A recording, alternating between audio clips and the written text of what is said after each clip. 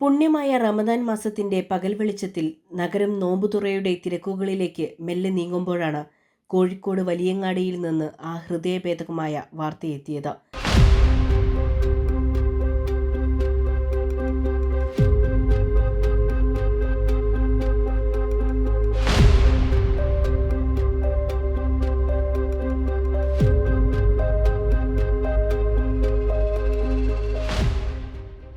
നഗരത്തിന്റെ പട്ടിണി അകറ്റാൻ രാപ്പകൽ അരിയും ഗോതമ്പും ചുമക്കുന്ന വലിയങ്ങാടിയിലെ പാവപ്പെട്ട തൊഴിലാളികളിൽ 3 പേർ ഇനി നമ്മോടൊപ്പമില്ല. കോർപ്പറേഷന്റെ ഉടമസ്ഥതയിലുള്ള ആ പഴയ കെട്ടിടത്തിന്റെ സൺഷെയ്ഡ് അവരുടെ വിധിയായി താഴേക്ക് പതിക്കുകയായിരുന്നു. ജബ്ബാർ, അഷ്റഫ്, ബഷീർ, തങ്ങളുടെ കുടുംബം പുലർത്താൻ വിയർപ്പൊഴുക്കിയ 3 സാധാരണക്കാർ. ഇന്നുച്ചയ്ക്ക് 12 മണിയോടെയാണ് ആ വലിയ ദുരന്തം സംഭവിച്ചത്. അരിയും ഗോതമ്പും സൂക്ഷിക്കുന്ന ഗോഡൌണിന് മുന്നിൽ ജോലിയിൽ മുഴുകിയിരുന്ന അവർ ഒട്ടും പ്രതീക്ഷിച്ചിരുന്നില്ല തങ്ങൾ അധ്വാനിക്കുന്ന ആ മേൽക്കുര ചതിക്കുമെന്ന്. നാട്ടുകാരും സഹപ്രവർത്തകരും ഓടിയെത്തി അവശിഷ്ടങ്ങൾക്കിടയിൽ നിന്ന് അവരെ പുറത്തെടുക്കുമ്പോഴേക്കും പ്രിയപ്പെട്ടവരുടെ ജീവൻ പൊലിഞ്ഞിരുന്നു.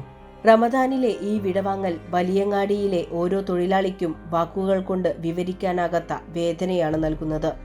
ഈ ദുരന്തത്തിൽ അത്ഭുതകരമായാണ് വിനോദ് എന്ന തൊഴിലാളി ജീവിതത്തിലേക്ക് മടങ്ങി വന്നത്. ദുരന്തം തൊട്ടുമുന്നിൽ വന്ന നിമിഷം കോൺക്രീറ്റ് പാളി താഴേക്ക് ഇടിയുന്നതിന് തൊട്ടു മുൻപ് വരെ വിനോദ് അവിടെ ഉണ്ടായിരുന്നു. ഒരു നിമിഷത്തിന്റെ വ്യത്യാസം. അദ്ദേഹം അവിടെ നിന്നും ഒരടി മുന്നോട്ട് നീങ്ങിയതും കോൺക്രീറ്റ് ഇടിഞ്ഞു വീണതും ഒരുമിച്ചായിരുന്നു. വലിയങ്ങാടി ഇന്ന് ഒരു വലിയ മൂകതയിലാണ്. മരിച്ചവരോടുള്ള ആദരസൂചകമായി അവിടുത്തെ എല്ലാ വ്യാപാര സ്ഥാപനങ്ങളും ഇന്ന് ഉച്ചയ്ക്ക് 3 മണി മുതൽ നാളെ മുഴുവൻ സമയവും അടച്ചിടും. അബ്ദുൾ റഷീദ് ബീച്ച് ആശുപത്രിയിൽ ചികിത്സയിൽ കഴിയുന്നുണ്ട്.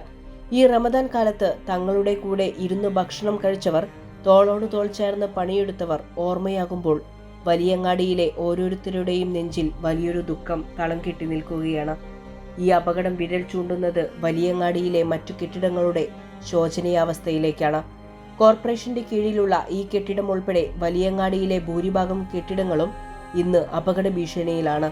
കാലപ്പഴക്കം ചെന്ന ഈ കെട്ടിടങ്ങൾ ഏതു നിമിഷവും തകർന്നു വീഴാവുന്ന അവസ്ഥയിലാണ്. ഇനിയും ഇത്തരം ദുരന്തങ്ങൾ ആവർത്തിക്കാതിരിക്കാൻ അധികൃതരുടെ ഭാഗത്തു നിന്ന് അടിയന്തരമായ ഇടപെടലുകൾ ഉണ്ടായേ മതിയാകൂ. പാവപ്പെട്ട തൊഴിലാളികളുടെ ജീവിതം ഇത്തരം പഴയ കെട്ടിടങ്ങൾക്കുള്ളിൽ ഹോമിക്കപ്പെടരുത്. മതിയായ സുരക്ഷാ സംവിധാനങ്ങൾ നടത്താതെ ഈ കെട്ടിടങ്ങളിൽ തൊഴിലാളികളെ ജോലിക്ക് വിടുന്നത് വലിയ വിപത്തായിരിക്കുമെന്ന് ഈ സംഭവം നമ്മെ ഓർമ്മിപ്പിക്കുന്നു. Subscribe to One India and never miss an update.